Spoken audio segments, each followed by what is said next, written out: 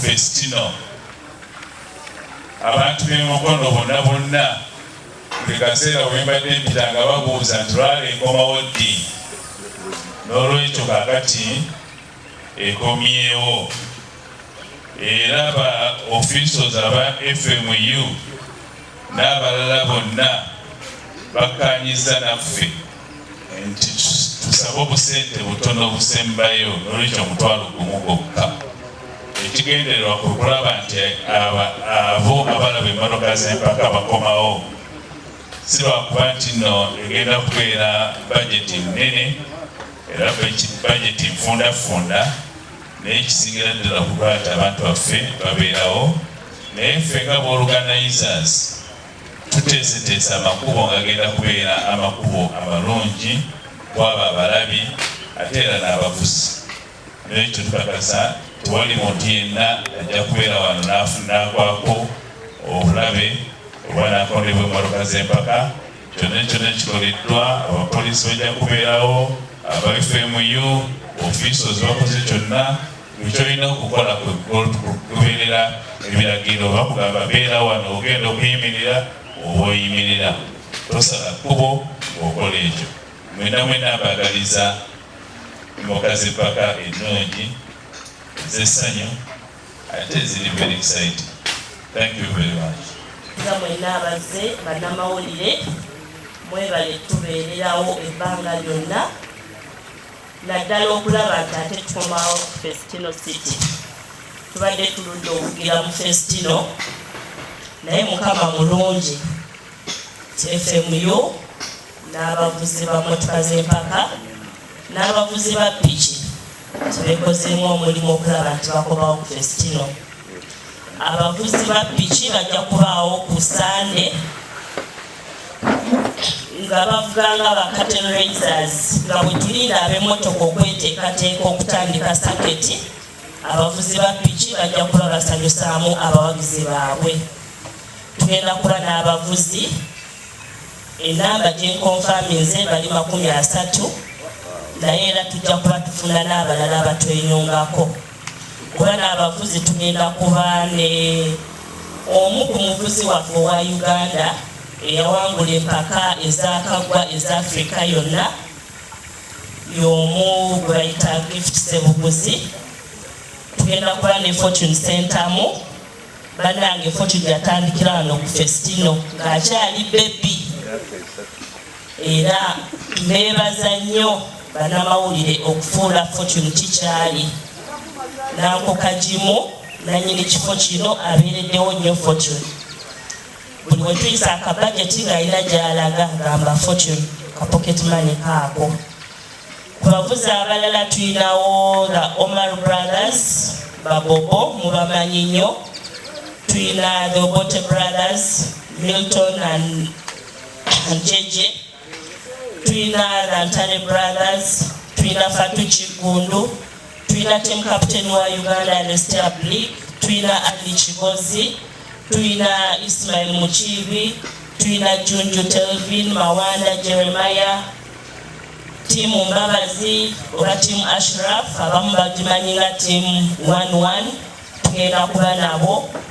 Tuyina Jason Barrows, tugenda kuba naye. Tuyina team Musede, tugenda kuba nabo. N'olwekyo bannange abavuzi ba piki bagenda basanyusa. Abawagizi baffe mwenna mukeere kuba piki ze zikeera. Mukuume obudde mujje abaana babasanyuseemu, mubadde mubamisinga nnyo naye bagenda kujja babasanyuse. N'olwekyo tubayita mujje mu bungi muwagire abaana bammwe. Ku launch ya event eno eya Sprint Championship ey'okubiri eya FMU, tugenda kuba ne double circuit, emmotoka bbiri ze zigenda okuba nga zirabibwa nga zitunka. Tulina lane A eyina kilomita 1 ne 1.75 then ey'okubiri eri kilomita 1.77 ye lane B. Awamu ziri kilomita 3.5. Bw'ozigatta emirundi ebiri tugenda kuvuga kilomita 7. Event ebadde erudde nga tejja Festino City, naye twalabye nga ekifo kyeyongedde okukulaakulana, n'olwekyo safety ejja kuba nnungi. Ne tusalewo kale katuteekewo event mwejjukanye nti ne Festino ekyali. Tugenda kuba tuvuga kuva ku ssaawa 5 zennyini, so abalabi mujje by ssaawa 5 muyingire, emmotoka zivugibwe, results zijja kuba zifuluma ssaawa 9. Kati n'olwekyo tubadde tusaba tulabe nti tuyingira nga bukyali, safety tugitereeze, abalabi bajje banyumirwe. Twebaza nnyo abavuzi baffe, tubawadde okwewandiisa kwa bwereere. Abavuzi bonna beewandiisiza bwereere, tubeebaza nnyo okutuvugiranga emmotoka z'empaka. Mu bavuzi tuyinamu Haji Amiru Kavuma, Joshua Muwanguzi, Haji Salim Gasemba, Okero Moses, Godfrey Kiyimba, Golias Tumwine, Ande Musoke, omwana w'amaanyi Mike Mukula ne Maka Lubega. Tuyina Rashid Makumbi, tuyina Shafik Sendagire, Alan Were, Alan muvuzi mupya era tumwebaza nnyo naye okwegatta mu mpaka zino. Graham Nagasha, Salim Chabagada, Samuel Watendwa, oyo ye muzibu nnyo muzattuwi, ne Mwami Mansur Lubega, be bamayinja be tulina mu ttuwi. Ibrahim Lubega, Julius Semambo, Dr. Henry Maseruka ne Sasanga Nasib. Basebo ne bannyabo ab'eppiki nabo batwegaseeko era tubeebaza nnyo tulabe nti tunyumisiza abalabi. Mwebale nnyo okujja ku Festino City, mwebalire ddala. Lwasanyu olwokuba nti ffenga ffe tusazeewo tukomyewo emmotoka z'empaka ku Festino okuva omwaka gwa 2019 era nga tumanyi nti nno changes ezimu zetukotteko ennaku zino zetubadde tumala nga tujja ku Festino zijja kuyamba okufuula event eno okubeera safe ate n'abavuzi okuginyumirwa ne bafansi baffe abagenda okujja. Event eno mu sprint eziyimiridde zokka ey'omulundi ogwokubiri naye nga ffenna tukimanyi nti buli event ya rally zebeerako sprint tugibalirako sprint championship, abavuzi baffe bafunirako sprint points za sprint championship. Era nga bwe tuyimiridde ku ssaawa eno Ssemuguzi yakulembedde sprint championship n'addibwako Mike Mukula, nga bwe waliyo Samuel Bwete omwana wa Mukono muno, naye nga Bwete mu kyokusatu asibaganye ne Umar Dauda ne Byron Lugomoka bonna nga balina point 15. Dakan Mubayo bali mabegako point 13. Posiano Lwakataaka point 12. Athablik point 11. Kasanabi point 10. Mark Rubega point 9. Ate nga bw'otunula ku side ya Tour Drive Championship, Oscar Nkambi yabali waggulu na point 33. Samu Atendwa ina point 28. Ibrahim Rubega ina 24. Pasua era nga wali wano. Samu Atendwa ne Ibrahim Rubega bali wano era nga bajja kuba bagalira ddala points zino. Godfrey Nsereko Doctor ne Faizo Kayira bo balina point 10. Ate mu kya CRC Julius Semambo yabakulembedde point 31. Muhammad Bwete point 24. Mike Mukola point 2. Henry Maseroka point 19. Rashid Makombi point 14 mu kyokutaano. So generally what tuyimiridde mu championship eno era nja kubeera nga nsobola bannamawulire nja kuba nsobola obawa points zonna nga bwe ziyimiridde championship ya spirit championship bweyimiridde, ate n'omulala yina anaaba yeetaazepoyo nesiyose mirundi egiwerako enfunda eziwerako era nga turekomendinga ebifo ebigenda okukyukamu.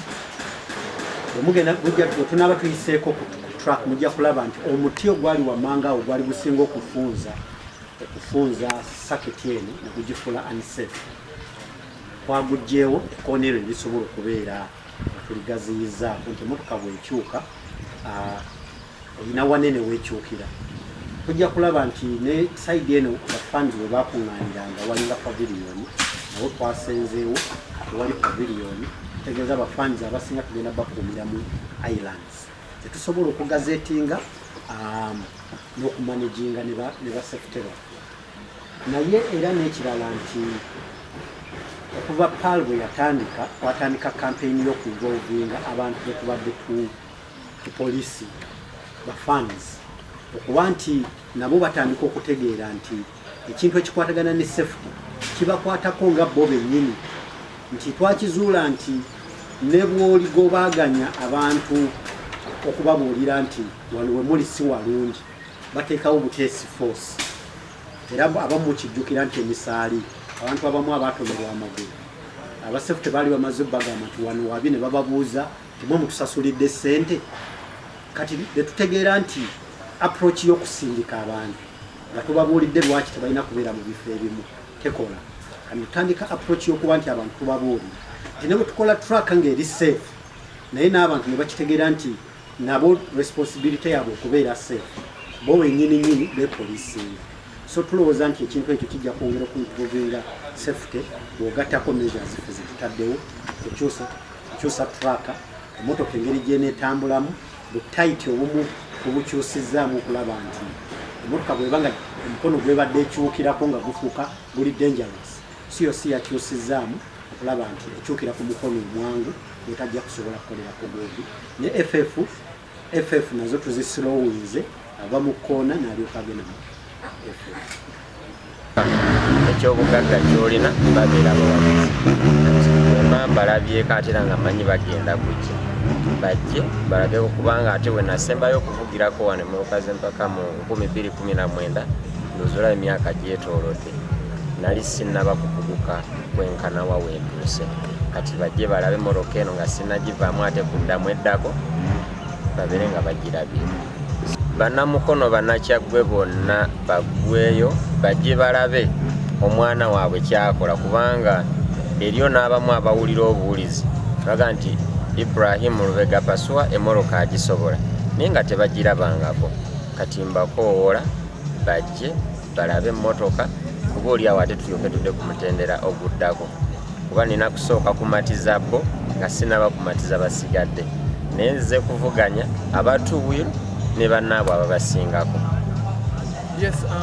Mpozi okubeera nti nze ndidinga two-wheel drive championship ne points 5 mu bbiri nga nziriddwa Oscar Ntambi ne points 5 ate era kyamala ne kikyuka nti mu sprint championship ankulembedde ne points 5 nga ali mu kisooka ndi mu kyakubiri naye nzize kuba ye yajja okunnomba ewaka nzize nga nze mujjako buwanguzi nsobole ate okweyongerayo engule tubeere nga nayo tutwala omwaka guno twagala tutwale engule ezisukka mu emu two-wheel drive championship engule tujagala ne two-wheel drive national nayo tujagala kubeera kati tugikulembedde era manyi okomawo wanewanewa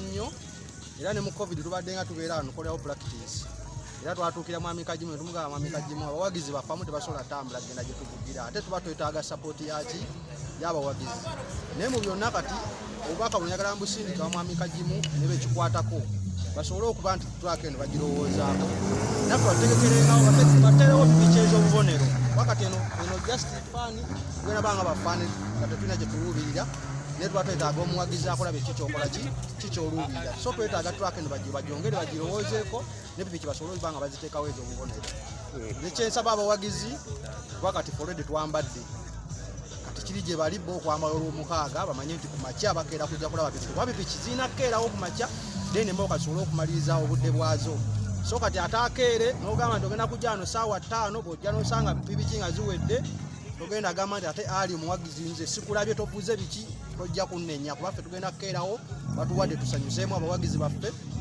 muzannyo gutambule.